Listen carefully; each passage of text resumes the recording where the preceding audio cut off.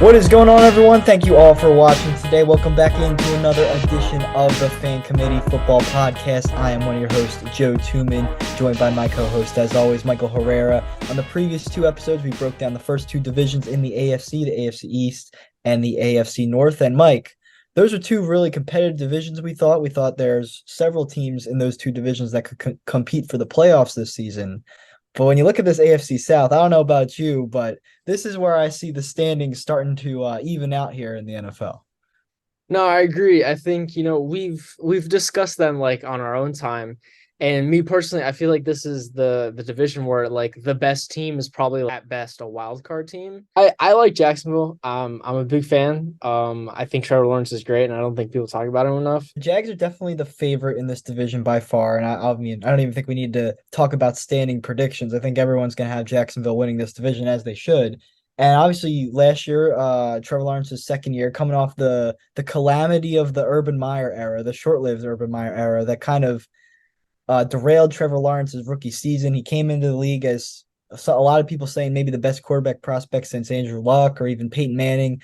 Had a really rough rookie season with that coaching staff, with that losing culture. Then Doug Peterson comes in, a Super Bowl winning coach, and they had their up and downs throughout the year, but it came down to those last few weeks, and they got past the Titans, got in the playoffs, had that huge comeback against the Chargers, which is just another classic Chargers choke moment, but really kind of gave Trevor Lawrence his early signature win in the NFL. Didn't he throw like four interceptions in the first half of that game and still rallied them all the way back? That was insane. Yeah, it was like a big deal. Everyone was just like, wow, like can't believe the Jaguars are blowing it. And it turns out the Chargers were the ones blowing it, but a Right? lot of people would tell you that the Chargers do that pretty consistently, so who knows? Yeah, exactly. Trevor Lawrence, we can start with him, I guess. The thing is, he obviously was much, much better last year than his first season. Still had some, a learning curve of sorts as the year went along. During the mid section of the year, they started hot. I remember once after they lost to the Eagles about a month into the year, they kind of went on a losing streak. I remember they lost to the Texans. Everyone was pretty surprised. Trevor started throwing a few more interceptions than people wanted, but then by the end of the year, everything was starting to fall into place. I think this is the year three for Trevor. I think this is the year this team's offense is going to explode, and I think they're going to be, in terms of regular season record, one of the very best teams in the AFC. Definitely, no, I totally agree. I don't think a lot of people are talking about Trevor Lawrence. Everyone's talking about like the Justin Fields year three, like how's it gonna go? And Please. I like Justin Fields and all. I think he's an exciting player, but I think Trevor Lawrence is a guy who's like shown that like this is definitely gonna be his year. Or the reason Trevor Lawrence is about to have such a big year is all these weapons that he has. And that starts with a guy who was one of the very best young receivers in the NFL a few seasons ago, then had he had his gambling suspension last year. He also took some time off for some mental health reasons. Calvin Ridley coming over from the Falcons. I thought it was really shrewd of them when they traded for him at the trade deadline last season. Mhm. I didn't know why Atlanta did it, but I guess they're shifting away from a pass heavy offense that they had with Matt Ryan, so they wanted to rely more on the run.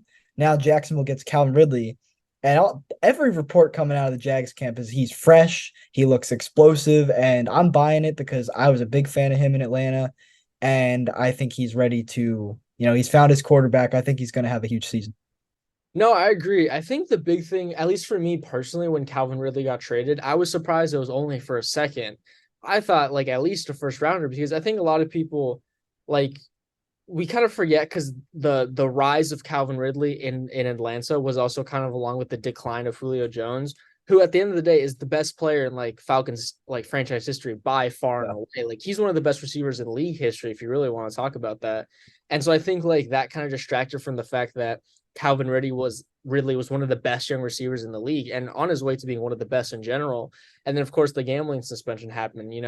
And I feel bad for him because a lot of people were very critical about like the whole like mental health thing, taking time away, and then the gambling suspension. But I think the Jaguars made, as you're saying, an incredibly wise decision to just trade for him. I'm surprised he went for that little, but I thought it was a great idea. Calvin Ridley is incredible, and I think he's going to be huge this year with Trevor Lawrence, like without a doubt. Absolutely. And yeah, the thing about the value is I guess after having pretty much 2 years off, I guess no one gave up a first for him, but I think it's gonna be a steal for Jacksonville. I really do think he's gonna be top 10 level receiver this season. And that's not to mention the rest of this receiving core. Christian Kirk was awesome. Everyone made fun of that signing when they gave it to him, I believe 21 million, but he was pretty much worth it last season. I thought he was awesome. And then Zay Jones had an absolutely crazy breakout year. I mean, he was pretty good with the Raiders the year before that, but with their little playoff push. But last season, down the stretch, I mean, he was stretching the field like we've never seen him before. And that was the potential Buffalo saw in him, but that was a very long time ago. And he finally has kind of put it together. And then you throw in Evan Ingram, who I don't know where it came from, but in December, he was going crazy. I think he was the number one tight end in fantasy football in December. So I have Yeah. no clue if he could replicate that, but at the very least, it's another weapon in this offense. So what do you think about all the rest of that supporting cast? You can throw in the run game as well. I just think they have a lot of weapons and it's going to be explosive. I think the biggest thing with the Jaguars was that they got a lot of guys who were very inconsistent and shown flashes. Christian Kirk, like you're saying, with the Cardinals, he was drafted in the second round. There was a reason he was drafted so high, and he flashed that potential with them, but it was very up and down with him. Zay Jones was also the same thing, like you were saying with the Raiders. He kind of like improved, he got more consistent, but this year he really broke out. Evan Ingram, the same thing. He would have these really prolific plays, but then he'd have like the worst drop you'd ever seen. And Travis Etienne, his inconsistency was more because he was injured, so it's a little different. But he as well was also been inconsistent. He wasn't on the field too much, and then suddenly, all these guys who've shown flashes, Doug Peterson, the rest of this coaching staff, and Trevor Lawrence with the offense, they just bring out the best out of these guys, and I think it's worked incredibly in their benefit. I'm interested. I think the most questionable part of this offense, not necessarily meaning that it'll be bad, but just definitely the thing that's most in the air is the run game and the offensive line. What's your take on this whole group? Travis Etienne obviously leading the way.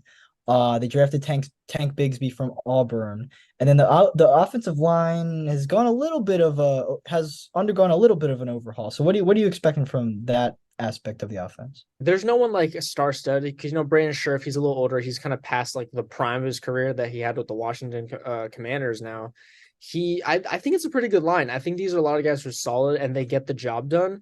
And I think Travis Etienne, especially, I'm really excited about Tank Bigsby. Just today, Doug Pearson said in I think a conference he was talking about Tank Bigsby.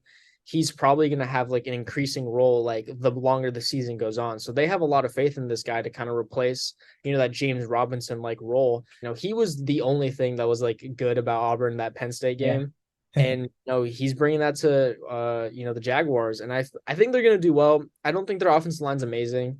It's nothing special, but they drafted Anton Harrison, to replace Taylor. Like I think they're gonna be like middle of the road, like 16th, 15th ranked, but they're gonna get the job done, and that's what really matters for guys like Etienne and Bigsby. So Yeah, I definitely agree with that. Losing Jawan Taylor was big, but at the same time, drafting Harrison, hopefully they're gonna hope he just plugs right in and replaces him. And that's a big ask because Jawan Taylor got a big contract from a good team in KC, so he's a good player. But I don't know. I'm not out here scouting college offensive linemen very often, but everything I've read about Anton Harrison was good. mhm. Cam Robinson is suspended right now, but only for 4 games, PED. So they're gonna hope he just slots right back in after. We'll see what happens with Walker Little. I could see him sliding into that guard spot because I don't know much about Ben Barch, so maybe Walker Little plays some guard as well. But yeah, I agree with you. I think it'll be okay. I think they're going to get the job done. And Brandon Scherf, I mean, he is getting older, but they gave him a huge contract, and he was very good for a while with Washington. So maybe he bounces back, has another All-Pro season this year as well. The thing about Etienne, that's the one thing I'm a little questionable about is just how good can he be? I know he's going to be good, but they're going to hope, I guess, that he can become like a real effective, third down back, catching passes out of the backfield. They're going to want him to be explosive because they used that first round pick on him. Obviously, he played with Trevor Lawrence in college, so they're going to hope that connection really comes to fruition this season. Hopefully with this offense, like all these weapons, it's going to draw attention away from him, allowing him to like really break out and get comfortable with like the role he's playing. So, what do you think about this defense? It's once again, there might not be a ton of like superstar names here, but a lot of guys they've drafted very highly. I guess we could start with last year's number one overall draft pick, Trayvon Walker, who I remember when he was drafted, he was listed as a defensive lineman, but now he's kind of moved over to outside linebacker. I know when he was drafted, it was kind of surprising that he went first, not on draft night, but kind of lead up. The fact that he shifted into that number one pick was kind of surprising. He had some games though where he was effective, and I think he did contribute to winning last year for Jacksonville. Maybe not at an elite level, but on occasion he would have some big games. They have him as one of their starting outside linebackers along with Josh Allen. So they're going to hope those two guys can really bring the pressure to the quarterback. No, yeah, I think Trayvon Walker, the reason he was drafted first overall was just like the insane athletic potential he has. And I think that's really what they're banking on. And from my understanding, these like really athletic, pass rusher guys, they're best at an outside linebacker role because it allows them to just really speed rush, blitz heavy. And I think that's really what's going to help with his development. And he's got guys like Josh Allen on the other side, Foyesade Ludicon, he's pretty good in the middle. The Jaguars don't have anyone that super stands out necessarily as like these are superstar, top five player in the league, but they get the job done, which is why they like beat the Chargers. The Chargers, crumbled in the playoffs, and the Jaguars kept chugging along, and that's how they got there. So I think Trayvon Walker with these veterans on his side, he should definitely continue developing this year. Yeah, it'll be interesting to see how it progresses. I When I look at this front seven, especially for Jacksonville, I really think that this defense strength will be against the run because, Josh Allen primarily, I feel like both of their edge rushers actually, if Trayvon Walker continues, like they could definitely get to the quarterback, Mhm. but they both have also kind of flashed potential as guys who can get in there, stop the run if necessary as well. And then you mentioned Foye Oluokun. He's led the league in tackles 2 years in a row. Now, I wouldn't say he's the best inside linebacker in the league, but he's absolutely a lethal run stuffer.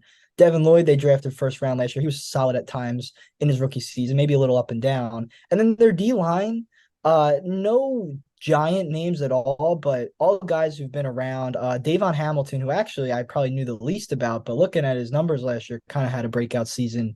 Overall, I think that especially they'll need against Derrick Henry in the division, but really I think it'll be important come playoff time. I think this run defense is where they could really shine. Secondary we can talk about, but that's what my initial take would be on the defense. I like their secondary, but it kind of just depends on like what's happening with like Tyson Campbell. He's been, questionable with some injuries recently. So like what do you think about them? I like them. I think they have potential, but it kind of depends on like how these injuries play out for them. Yeah, I just don't see them. I like Tyson Campbell a lot. He went to Georgia. I remember when the Packers drafted Eric Stokes, a lot of people wanted Tyson Campbell in that spot, but they kind of went with his teammate there. I was happy with Eric Stokes as a rookie, not so much last year. So we'll see how that works out. I think Tyson Campbell's really good. I think he's Mhm. kind of flashed from what I've seen of him anyway, just a lot of all around skills at corner. He's has some semblance of quickness, but he's also plays pretty physical. He racked up a ton of pass deflections last season, so they're going to hope he continues to progress as a number one corner. Darius Williams, a veteran, used to be on the Rams, kind of had a bounce back season last year, but not exactly a major difference maker at this point. And then their safeties are solid. Cisco kind of broke out last year as well. But I don't know. I just think like we talked about this a little with, I believe, what team was it? The Bills, just in case of their if their players can't come back from injuries. But with the Jags, it's just kind of a talent thing. Like if you're going up against Pat Mahomes and Josh Allen and Joe Burrow and maybe Lamar Jackson, you're going to need to be able to stop these lethal offenses. And I don't know if they have now. Maybe Tyson Campbell takes another step and Mhm. can become like an all pro caliber corner, but I don't know. I don't know if he has that type of ceiling. I don't really see him being like a Sauce Gardner level player, but maybe like, some Pro Bowls are in his future. But I don't know. I just don't see this as a Super Bowl winning secondary. That doesn't mean they can't have a good playoff run, but I just wouldn't say this team's really good, but I wouldn't say they're like a top five team in the NFL. No, I totally agree. It's why at the beginning of the pod, I was just saying that I think that they're a wild card team, and I think they'll be a really good wild card team. But I think the problem is their ceiling's not as high as you'd like it to be for teams that you think can win the Super Bowl. And I think give them like maybe next year where we see more development out of guys like Campbell and Walker and Devin Lloyd. Not so much Campbell because he's already pretty good, but if he can take that extra step, he's really going to help out Yeah. the secondary. I just think they're relying on a lot of young guys, and that's not necessarily a problem because a lot of them are good.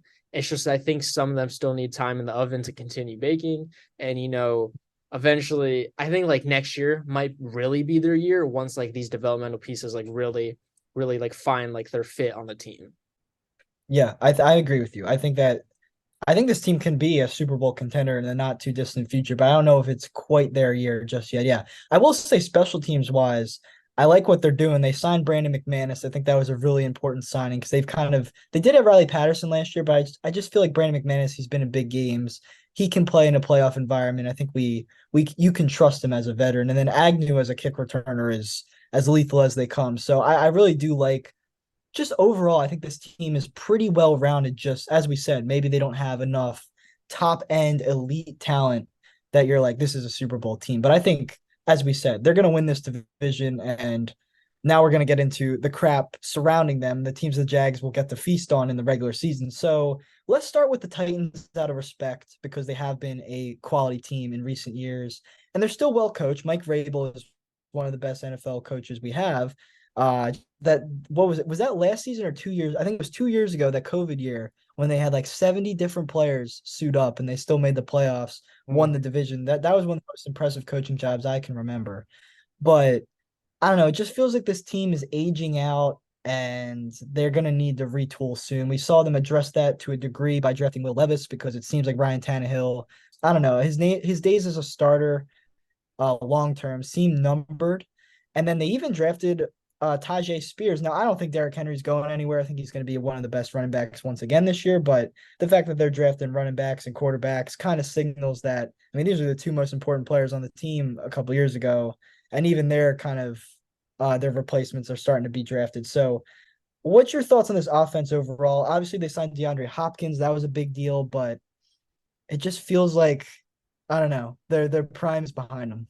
I think although the DeAndre Hopkins signing is like huge because he didn't go to some place like New England or something like that, or even the Chiefs. I'm surprised the Chiefs did not like push harder to I sign him. agree. Yeah. That's not here nor there. I just don't think DeAndre Hopkins is enough. I don't think they've added enough. Like, they've got guys like a Okonkwo at tight end. I think he's gonna be great this year, but I just don't think like he can help carry this offense. Ryan Tannehill, as much flack as I used to give him when he was on the Dolphins, I really respected like how he like was able to win comeback player of the year. Like this was a guy who really bounced back, but at the end of the day, he's continuing to get older and his days, they've now drafted two young quarterbacks 2 years in a row, hoping to develop Yeah. behind Ryan Tannehill. So I don't know, it kind of depends. And I just don't think there's enough talent, even like mediocre talent on this team to like really get them to where they need to be. And Mike Vrabel, he's probably going to coach every last drop of talent out of these players as he can because Vrabel is just an incredible coach. I don't know how he does it, but he knows what he's Yeah. doing. But I definitely see them like easily winning second. I just don't see any reason why they should not be because I think Vrabel is just that good of a head coach. But I just don't know what else they can really do on offense at this point because a lot of their good players are just getting older or they've had injuries. Like I don't know how you feel about that because that's just kind of how I'm feeling about it. Yeah, I mean, D Hop was good last year. Don't get me wrong; he was on pace for 120 catches. I was doing the math before we started. He only played 9 games, but he's on pace for a big season. But part of me, he's still good, but I don't see him. I mean, I used to regard him as the best receiver in the league at one point. I think he's 2 steps below that at this point. I think a big part of why he was so good with Arizona last year is because, especially after Kyler got hurt, they're kind of just Colt McCoy or whoever's in there, quarterback was like, well, we got to throw to Hopkins, get the ball out of my hands. Like, and he was just getting these 8, 9 yard completions thrown his way.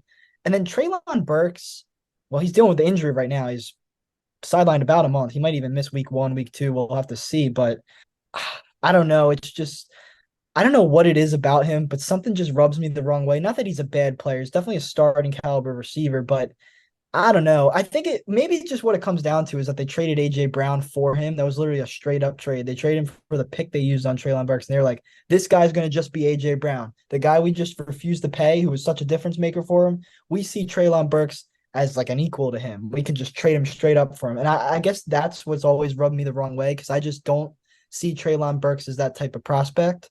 And Mhm. then from there, I don't even want to bother talking about the rest of this receiving core because it's not good. No, I agree. The only other like receiver that I like outside Hopkins, like I mentioned, Okonkwo and Burks, I think he could have had a good year, but I agree with you. The biggest issue is that like he was brought in to replace AJ Brown. Unless he becomes like the next DeAndre Hopkins, for example, unless he like replaces him as the number one wide receiver on this team, he's never going to live up to the expectations of like having AJ Brown, because AJ Brown, although he was inconsistent, it was because of injuries. It wasn't because he wasn't amazing. I mean, to me personally, he was a top 10 receiver with the Titans, and now he's like bona fide himself as close to being possibly top five. Kind of depends on how you rank things, but Hmm. I just think that I agree with you. It rubs you the wrong way when you think about the fact that they traded, this amazing player for a guy who unfortunately hasn't been able to really see the field. And I feel bad for him because like that's a lot of expectations to be put on like a young player. But that's the unfortunate situation he's been put in. And so it kind of really depends on how you Yeah. pick it up. So Yeah, it just seems to me, I don't know. I just feel like he didn't have a lot of like major performances, and he's already been nicked up multiple times with injuries. He was even dealing with like asthma issues early on. I think those are in the past. That was just a short-term thing, I assume, but like Mhm. I don't know, just a lot of not necessarily bad stories, but just concerning ones for his like ability to be a Pro Bowl, all pro caliber receiver. I don't see it. And I don't know. We'll have to see. And maybe, especially with the quarterback, though, like Tannehill, I respect Tannehill, but I just don't think I think he's bottom half of the league starting quarterback wise now. And a couple years ago, he wasn't. He was pretty good, but I don't know. I think his time has kind of passed him by. I'm worried about Derrick Henry, too. We can talk about the offensive line a little bit. I just feel like they're going to run Derrick Henry into the ground, and that's okay because he's such a tank. He's already everyone said last year was the year he was going to fall off, and he was still really, really good after maybe like a couple bad weeks to start the year. They're just going to give him, a ton of carries again and ask him to carry this offense. And I don't know, they're going to get him hurt. He hasn't had a major, major injury. He broke his foot, but I just feel like the Derrick Henry prime years are going to end with like just his workload just increasing, increasing. He's going to wind up getting injured. And then all of a sudden, he's just going to be no longer even close to being elite. I hope it doesn't happen this year. I hope it never happens. But just the way they're structuring this team, I have a hard time believing it won't happen at some point. It's unfortunate to see because, like, for me personally, I'm a big Derrick Henry fan. Loved watching him at Alabama. I think he's an incredible player. I think he's easily one of the best running backs in the league right now. Still, even though he's getting older, he's had the injuries. But I agree. I just think like this offensive line, even though they drafted Peter Skoronski, I think Skoronski is going to be good. But just the rest of this offensive line, just no one that inspires you. I mean, they're starting Andre Dillard. I Yeah, didn't I even couldn't believe I saw when I saw that. I didn't even know he was on the Titans until we looked at this, because apparently he was traded to the Titans like last season from the Eagles. Yeah, No one even knew because or I don't even know if he got traded. He could have been cut. I have no idea. So like Andre yeah, clearly not a starting caliber player, but he is.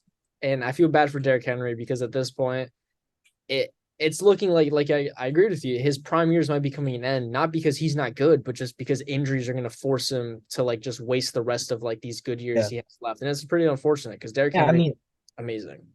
yeah, and they had a good O line for him a few years ago. I mean, when they had Taylor Lewan, Jack Conklin's been gone a while, but at one point they had both of them. Nate Davis, they lost this offseason to Chicago. And Peter Skoronski is a huge get. And I know at one point he was regarded as maybe even the best left tackle in the draft. But Mm-hmm. right now he's slotted in at left guard. And I remember hearing them around draft time after they drafted him, they were saying that they're going to play him at guard. And I just don't understand that because why would you use a first round pick in a win now situation on a first round talent at left tackle and then not even play him at left tackle as a rookie and play Andre Dillard instead? Now maybe that doesn't happen. Maybe they make a change, but not only is the depth chart safe, but I remember if I'm not mistaken, I remember them talking about it on analysts were talking about that Peter Skoronski would play guard as a Mm-hmm. rookie. So I don't know. I just don't really get what's going on in Tennessee right now. And we kind of said this last year, and we were mostly right because they wound up missing the playoffs. But I feel like even this year it's going to be a little bit worse. Now, defensively, they're not bad. They still have a lot of key contributors from the past few seasons. So I think that'll be the strength of the team. Obviously, Mike Vrabel, although he's proven to be a good coach overall, he's primarily a defense first coach. Mm-hmm. I think they'll be solid. It's just once again, some of these guys are getting older. I mean, what do you think of this unit? They still have Jeffrey Simmons, Kevin Byard, Harold Landry. These are all really good overall. I don't know. It'll be interesting. I don't think they'll be bad on defense though. I like a few of the players they have. I do think their defensive, like if anything, is going to carry this team. It's the only thing that's going to help them win any games. Really, I just don't see the offense. unless they just click one week and just make it work. I think the defense is really going to be star of the show this time. Jeffrey Simmons, he's young, he's incredible. Harold Landry, he's really explosive when he gets to play, but unfortunately, he's had to deal with a lot of Yeah. injury. I like Kevin Byard, but unfortunately, he had a down year last season, so who knows what's up with that? He's getting a little older.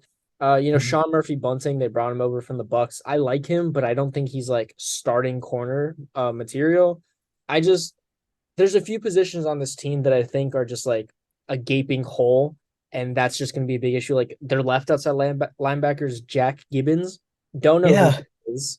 I Um, didn't either. I looked him up. He was an undrafted player they signed last season, and he only had, I want to say, like 18 tackles last season. And all of a sudden, he slotted in as a starter here. And I look who's behind him. I don't know anything about the guys behind him either. So maybe this guy came in, won the job. Nothing wrong with that. There's been undrafted players who've made careers many times over, but at this point in time, neither of us could say anything about him. So we'll have to see how he makes out. But yeah, there's a couple spots that you're not crazy about. and you're right. There's nothing wrong with like undrafted players, but the problem is at the end of the day, they're unproven. There's a reason for one reason or another they were undrafted, right? And so like if he comes out and proves that he can be a starting linebacker, then that's great. Good for them. They filled that hole. But for now, for a lot of people projecting onto how the season's going to go, it's not a position of strength. And that's how I feel about a lot of it, like not a lot, but like a few of the positions on the defense. And that's kind of what gives me like pause about how good they can even be with like some of these players starting. I don't know how like what do you think about that? Yeah, secondary wise, I mean Kevin Byard I still trust. Kristen Fulton is good when he plays. I Mhm. just think what you said about Sean Murphy Bunting, he's a good player. He was primarily playing the slot in Tampa. And when I looked at this Titans cornerback depth chart, I kind of thought like, or secondary rather, it's just like a lot of people maybe playing out of position. And it's fine to have some versatility, but if Sean Murphy Bunting is going to be their number one corner, that's a different role than he had in Tampa. Mhm. Roger McCreary, who they drafted last season, he was a little up and down as a rookie, but I think from what I read, he showed some signs. So I don't know. He's on there, but he's not currently listed as a starter. Elijah Molden played the slot for them a couple as a rookie. Last year he was injured, and now supposedly he's going to be switching, kind of sharing time at corner and safety. So we'll see how that goes. And then Caleb Farley, out of Virginia, was it Virginia or Virginia Tech? I believe Virginia for him. But Mhm. first round pick a couple seasons ago, he's been very snake bitten by injuries. We'll have to see if he ever is able to make a difference. But so they have a lot of like highly drafted players on this secondary. It's just can it all click together? I'm not sure, Mhm. but at least when you look at the depth chart, it kind of seems kind of juggled, and you're not quite sure what to make of it. Yeah, they're just banking on a lot of players who we just haven't seen enough from, be it from injuries, just inconsistency in play, or just like not having a lot of playing experience. And although I do understand that to an extent, I think there's too many positions where they're kind of relying on a player like that. And I think that's the kind of the issue with that's limiting the ceiling of this defense.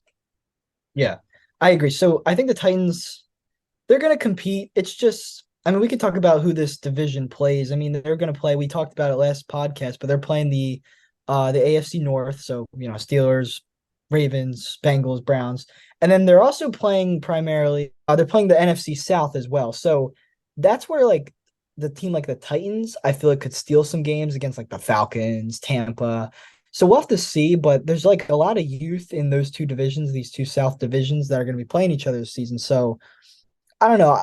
I'll save my Titans standings prediction for the end when we talk about the other two teams in this division, but Mhm. I don't think they're going to be horrid. But they're like we outlined. There's a lot of issues that we're not quite sure how it's going to go. So a team that was very busy in the offseason, the Houston Texans, who ever since that DeAndre Hopkins trade for a while were viewed as an absolute dumpster fire. Deshaun Watson asked out. Of course, that was before all of his off-field nonsense started. But initially, it looked like he was making the right move because the Texans were going nowhere. They had what was that? That team chaplain was Mhm. like the GM for a minute, but now it seems like they're starting to figure things out. Nick Casario in at GM. They finally got their head coach. They hired D'Amico Ryans, former Texan, former Eagle, coming over from the 49ers as defensive coordinator.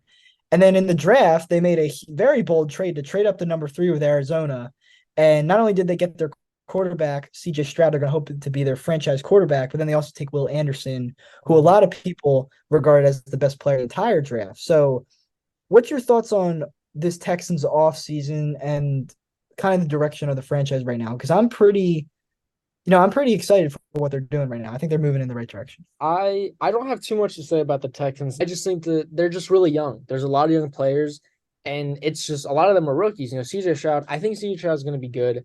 I know a lot of people like to joke about like, his like intelligence. Sometimes he makes some weird decisions, but I don't know. I think he'll be fine. I think he's going to be good. I just don't think this is their year, considering how many other like great teams are already established and developed as compared to the Texans, who are youthful and developing currently. Yeah, I definitely don't see them as a playoff contender at all, but I think they're going to be a lot better than they were last year. And it's just getting a lot. You say they're a youthful team, and you're not wrong because a lot of the key guys, like the stars of the team, are young. But an important thing that they did though is they brought in a lot of veterans to kind of, and this Mhm. is something I'm kind of critical of my Packers about right now, especially with the offense, is that we don't have any like veteran guys to lead a room. Where you look at this receiver core, they bring in Robert Woods, who is definitely not the same guy, but he's a veteran. He's a former Pro Bowler, and he knows what he's doing. He's been in a Super Bowl or multiple Super Bowls actually, and it's just someone CJ Stroud can learn from and rely on in these games. Where even if the Texans are playing bad and they're playing Jacksonville and they're losing by 2 touchdowns, you have a veteran in there who can help you out. Noah Brown, and Dalton Schultz as well. Two guys from Dallas who, I mean, Dalton Schultz, very good tight end. He kind of had a tad of a down year last year on a 1 year contract, but I think he's going to be a great safety valve for CJ Stroud to have. He's a very good chain mover with Dallas. And then Noah Brown, he's kind of been regarded as a blocking receiver for the most part, helping Dallas's run game. But last year, at least at one point in the season, he was kind of playing and starting games for them and looked pretty solid. So I thought that was a good signing. And then I'm really hopeful for Nico Collins. I've had him in Dynasty for several years now. And I don't know. I just think he's shown potential on these random weeks. He'll just have a good game. And now that he might have some consistency at quarterback, there's a chance he's their number one receiver this year. They also getting John Mechie back from after he recovered from his cancer. He'll be back in the lineup this year. So that could be a deep threat as well. So I just think that overall they're giving CJ Stroud options. And he's not walking into a situation as a rookie where he just has no resources and they're just telling him to figure it out. I think, and we could talk about the offensive line as well. I think he has ample resources to at least, learn as a rookie and kind of get better as the season progresses. I another like young receiver. You mentioned Nico Collins. I'm a big Nico Collins fan. I'm also a big Tank Dell fan. I like Tank Dell. He's got good chemistry with CJ Stroud. He's shown a little bit in the preseason games. I think there's a lot of potential with this team, and I totally agree. I like the offensive line a lot. They drafted a guy from Penn State, Juice Scruggs, Laramie Tunsil.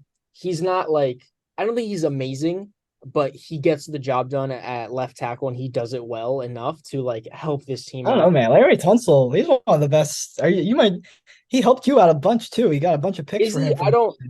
I might be forgetting. Kind of just go off of what I hear people say. It sounds at the very least, I should say he's good. He's a good player. He helps this team win, and he's definitely going to be huge for protecting Cedar Stroud on his left side. I like Mhm. Shaq Mason. I thought Shaq Mason bringing him in from the Bucks was a really good decision. That was a Uh, steal. That I was think a steal. yeah, it's a Saudi veteran move. I like it. I shouldn't like. I'm not trying to say Larry Tunsil sucks. I like their offensive line. I think it's good, and I think it's got a lot of potential. Some of the younger guys like Juice Scruggs, Kenyon Green, even Titus Howard. He's been kind of weird because they drafted him like pretty highly out of like what was it like South Alabama or something. I think it's a good offensive line. I think it's gonna be pretty good for Damian Pierce. I think he's pretty good for the most part. Sometimes he's a little inconsistent, but I think he's got I'm a enough. Damian Pierce hater. I won't lie. My big thing with Damian Pierce, I don't think he's a bad player. And I think he's, like you said, with this improving O line, I think he'll be perfectly fine. I like that they brought in Devin Singletary to kind of balance him out because last year the Texans had no run game. Damian Pierce was a fifth round pick. They kind of threw him in there in the first couple months of the season. He was getting all the carries. He got fantasy points. And then he had people like Chris Reynolds thinking he was the next Barry Sanders, trading 10 draft picks for him in fantasy football. He's not all that. And Chris wasn't the only person overrating him. I view Damian Pierce as like a replacement level power back, but at the same time, he's good. Like not replacement level in the sense of he's a quality back, but not elite. And I think when you have Devin Singletary in here this year as well, it's going to be a more logical backfield. It's not going to be like Rex Burkhead as the only other option on the goal line. So they're going to have the ability to rotate the backs. And I think Damian Pierce will be a lot better this season, but his stats will be down. But I think he's going to be a better player. And overall, I think this Houston offense, I think that they're going to be respectable, and I Mhm. think they're going to win. I think they're going to, I think they'll be able to beat the Colts. I think they're going to be able to beat some of these other bad teams they're going to play. So, yeah, I'm excited for this team. When you look at the defense, I'm even more encouraged for that. D'Amico Ryan's coming in there as the head coach, but then we mentioned Will Anderson. I mean, he's going to be one of the heavy rookie of the year bets over in Vegas, I'm sure, and as he should be. But I don't know. You just look at the rest of this defense. I mean, Derek Stingley, they're going to expect big things from him as they should. And then signing Jimmy Ward, I thought was big. He knows D'Amico Ryan's system. He's coming over from San Fran. And, he dealt with a couple injuries last season. He's kind of had a lot of injuries throughout the course of his career, but he's also managed to make a very long standing career for himself here. And I think he's going to be a good veteran for this Texans defense, a good leader to have. So I think him and Stingley together are the big pieces in the secondary. But overall, they have a mix of like veterans and young players that I think is what they should be doing right now. What do you think of the defense? Because I think once again, that's another place that's improving. I think the defense is going to largely benefit from bringing in D'Amico Ryan's. I'm a big fan of the D'Amico Ryan signing. He's been an excellent defensive coordinator for teams. Jimmy Ward, and I agree with you. It's a pretty good signing as like a veteran in the secondary, and I think he's going to be great for a lot of these young guys. I like their defense a lot. I think there's a lot of young guys who have a lot of potential, along with a lot of vets who are there to help them. I think Denzel Perryman's huge for this team as well. I think that's a guy linebacker he's going to get the job done, but he's also going to really help these young guys like continue developing. Yeah, that's a big signing. He was with Carolina and the Raiders. He was racking up tackles aplenty. So I think he's going to be an important run stopper for them. Shaq Griffin's also there. He kind of disappointed with Jacksonville when they signed him over from Seattle. They gave him big money, but maybe with a change of scenery, he can get back to being an impact player. So it's just kind of a lot of guys, a mix of guys you've heard of and guys that are young and they're going to want to take another step forward. But yeah, I think they're going in the right direction. And I really do think you're probably right. I think the Titans will probably be better because they have the winning infrastructure with Rabel, with Derrick Henry. But I mean, like the overall roster of the Texans more than the Titans. And that doesn't mean it will produce results right away, but I definitely, would rather want to be the Texans long term than the Titans for sure. No, I definitely agree with that. I definitely agree with that. Yeah. So moving off them to our another rebuilding team in this division, the Indianapolis Colts. This is actually like one of the more interesting teams we've talked about so far. Just because they've got a lot of stuff going on. For a team everyone expects to be kind of irrelevant, there's a lot of interesting storylines going on with this team. They brought in Shane Steichen, Eagles offensive coordinator, to be the new head coach. And I think that really did influence the Anthony Richardson pick at number 4. You look at what Jalen Hurts was able to do in Philadelphia. Could they try to run a similar offense for Anthony Richardson? They've already named him the day one starter. We can start with him. Just what do you think of that draft pick, and what do you think expectations for him as a rookie should be? Because I think I think a lot of people have different opinions on it. Me personally, I'm a big Anthony Richardson guy. I just like the extreme potential he has. I think he has the physical abilities to be to be a top 3 quarterback in this league. I just think with the crazy arm he has and the insane athleticism, we're seeing what is essentially like the next Cam Newton. And hopefully the Colts can develop him the same way the Panthers did with Newton, but hopefully he doesn't go the same way where the injuries kind of derail the rest of his career. You know, hopefully they can get that kind of figured out. I think people need to temper their criticisms, not necessarily their expectations. Like, I understand being like really high on him. So like if people think that Anthony Richardson's gonna have a great season, I get it. He has the physical abilities to it. I think people just need to temper their criticism because it was very well known that he was gonna be a raw prospect. He has the physical abilities, but he needs a good coach. And hopefully Steichen, considering what he did with Jalen Hurts, a guy who got ran out of Alabama and went to Oklahoma, and, a lot of people were shocked when he got drafted in the second round by the Eagles. And then suddenly he's their starting quarterback. And, you ask any Eagles fans, they'll ride or die with him. So I think if anyone can, bring out the best in Richardson, it should be Steichen. So I think they should just be cautiously optimistic about how, year 2, year 3 will be, but not necessarily be super like expectant of what's going to happen year 1, I guess. I would just say I do think it's a bit crazy that he's just been handed the starting job, and not because he doesn't deserve it. I think he absolutely, I see the potential as well. I mean, it's hard. it's hard not to get excited about a prospect like that. I just think it's not just because I love Minshew. It's because I just think you give a raw prospect like that. You don't want to throw him to the fire Hmm. so quickly. I'm not even saying no, don't play him at all as a rookie, but I don't know, maybe just have him sit for a month or two, kind of slowly get used to that NFL just mindset, that NFL approach that he's going to have. Let Minshew get, you're paying him money. You signed him for a reason. Like, I don't know, Steichen brought him over from the Eagles for a reason, I would assume. So I would have just let Minshew start at least, the first handful of games. Go from there. I don't know. Maybe Anthony Richardson's just killing it in camp, and they're like, you know what? We think we're gonna be able to compete with him at quarterback. I don't think that's the case. I think this Colts team has a lot of problems, but I really do hope it works out because of everything you said. And I definitely do think this was the best situation for him. I was a little concerned when I heard like Carolina was considering him first. I didn't like that fit.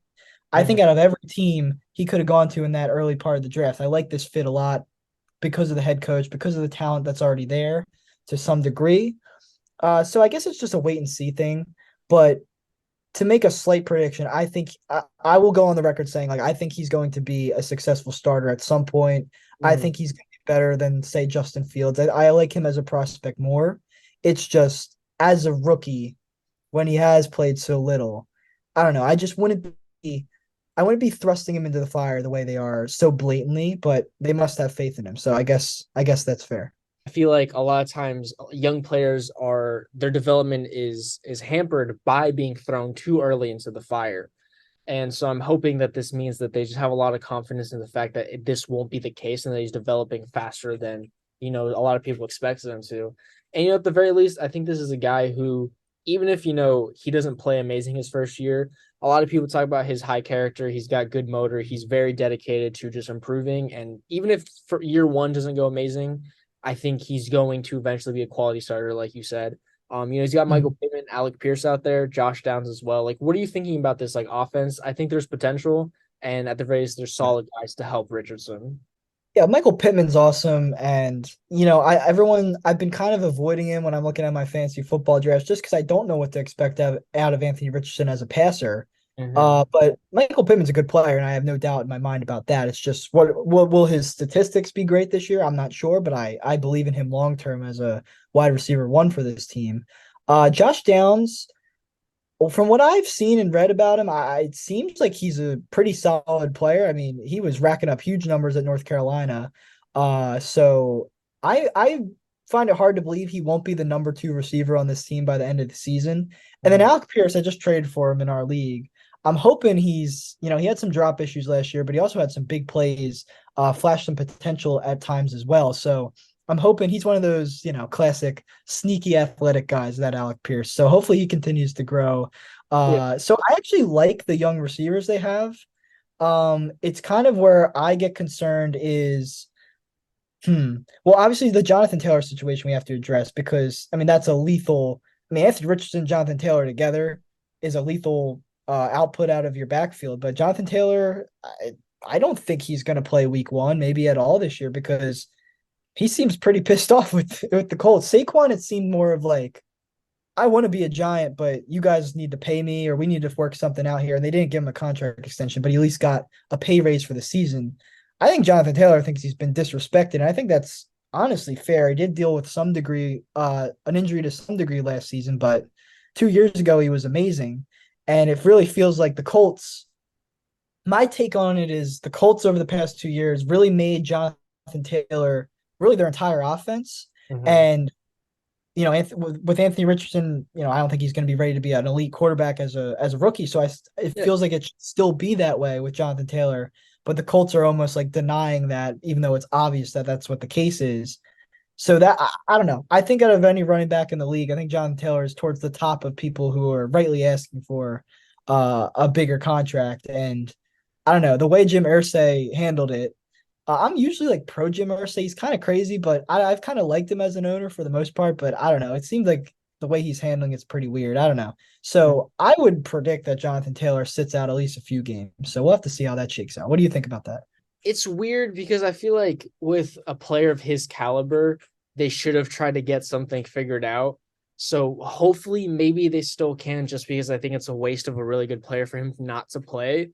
history has shown that players who sit out intentionally because they feel they're being disrespected, not that they're necessarily in the wrong for doing that, but it just doesn't usually work out well for them. Le'Veon Bell, he was one of the best running backs in the league, and now it Yeah. was a meteoric fall for him after he sat out that whole year. Melvin Gordon, yeah. Melvin Gordon as well. Yeah, that's a big one, especially because he was pretty good, and then suddenly he's replaced by this undrafted guy.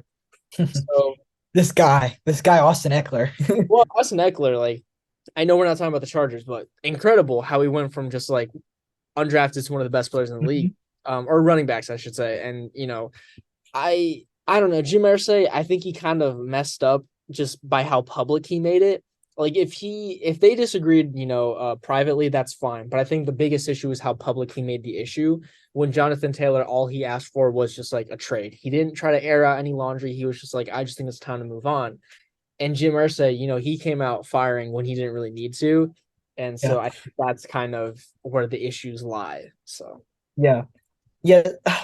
Yeah, I agree. It's just a messy situation. And I also think Zach Moss stinks. So I don't really know what's going on with their run game either. I don't know. It's a weird situation. So we'll have to see how that shakes out. But and then their offensive line, you were asking about that. I mean, Quentin Nelson was once the premier guard in the league. He's kind of been down the past 2 years, partly because of injuries. mhm. I mean, Ryan Kelly, Braden Smith, they're getting a little older as well. So I don't know what to expect from the line either.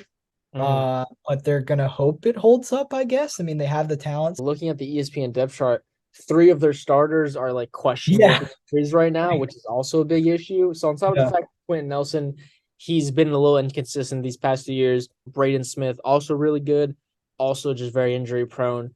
So that's kind of my biggest issue with their offensive line is that they're relying heavily, not necessarily because they're not good enough. There's just they need good backup options for these guys, and I we'll see what happens. I think it's a big question mark. We're not really sure what we're gonna get. So yeah, this offense is just when you throw in super raw starting quarterback, disgruntled star running back who might not play coming off an injury, and injury prone offensive line, like that's not exactly and rookie head coach. Just not a lot of good signs, I will have to see.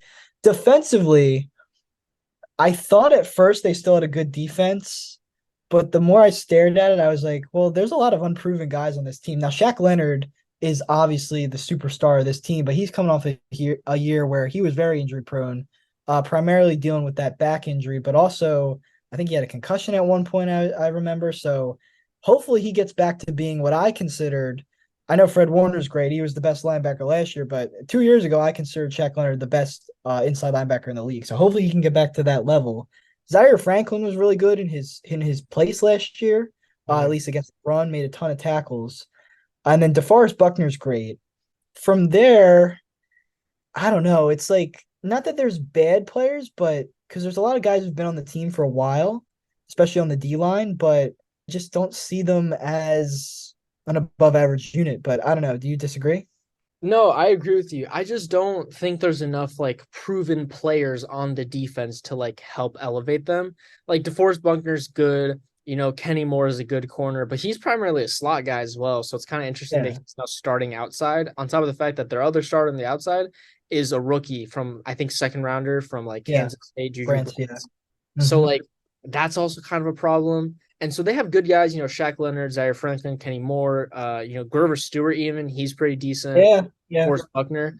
But the rest of this defense is like very just like questionable. They're either unproven or they're just like not good enough. Their safety names don't do anything for me, Mhm. like at all. So, well, maybe they'll prove us wrong, but once again, I mean, I try to just if I don't know who you are, I can't.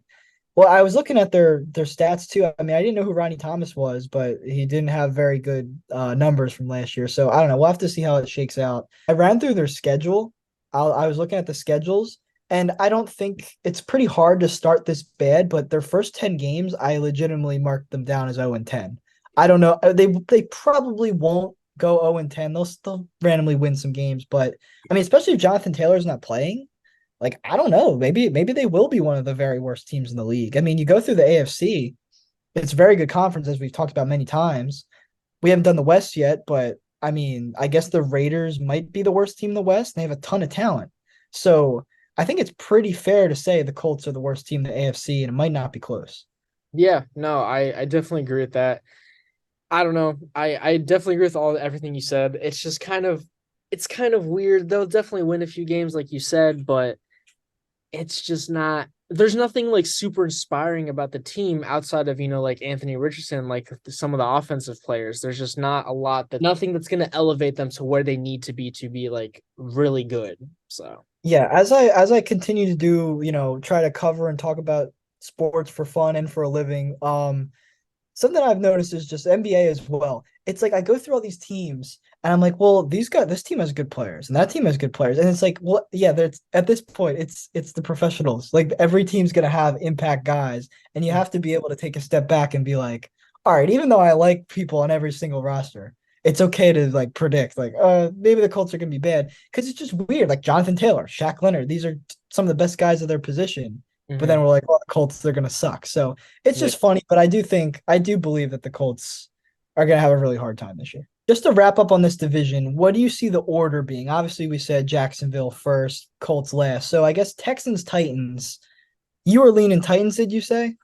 Yeah, so I'm leaning Jaguars, Titans, Houston, and then finally Indianapolis. That's kind of what I'm leaning so far. But I think if some of these, like, there's a lot of young guys playing prominent positions for the Texans, but a lot of guys with a lot of potential. And if a lot of them can get it to click, they might be able to come in second. I'm not saying like they're going to fight for a wild card spot or anything, but they could definitely come in second for this position.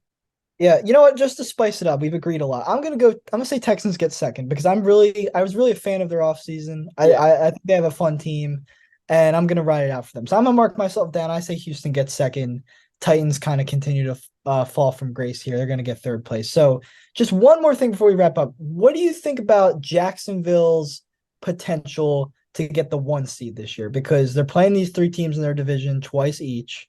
I think a 6-0 division run for Jacksonville, probably not a guarantee, but possible. Hmm. And then from there, teams like Tampa, teams like Atlanta, they get to play. So I don't know. I mean, the Chiefs are obviously dangerous. The Bengals are dangerous. Bills have their hands full with the Dolphins and Jets. I don't really see them getting the bye. Do you think there's a world where Jacksonville gets a 1 seed? Uh no, I just think there's too many good teams in the AFC. Their division is weak, but there's a lot of stronger divisions. Iron sharpens iron. The Jaguars, if they come up against the Chiefs or the Bills, or even teams like the Dolphins and the Jets, it might just not go well for them because they just haven't played a strong competition. They haven't had to deal with adversity like some of these other teams have. I think that's fair. I think they could be the 1 seed, but I would still, even if they were the 1 seed, I would not predict them to make the Super Bowl. But look, because of what you were just saying, because they're not playing a lot of challenging opponents this coming season, even though they're coming off a first place finish in Mhm. that division. But I don't know. I think they could do it. If they get to 13 wins or 12 wins, I think they could grab that 1 seed just because of how much competition is in the conference. But we'll have to see how it plays out. So I don't know. No, it's that's definitely valid. I definitely see where you're coming from, and who knows, maybe it might happen. If it happens, I'll be more than excited to watch that because that's going to be an interesting season. Absolutely. So that's going to do it for our AFC South preview. Finally starting to lay into some of these bad teams here, which is kind of fun. So next time out, we're going to wrap up the AFC with the AFC West. Last year we thought it was going to be the greatest division of all time. That completely failed. So we're gonna have a little more tempered expectations this time. So stay tuned for that. Thank you for watching. Thank you for listening today. Make sure to follow on Spotify and Apple Podcasts if you aren't already. And other than that, have a great rest of your day.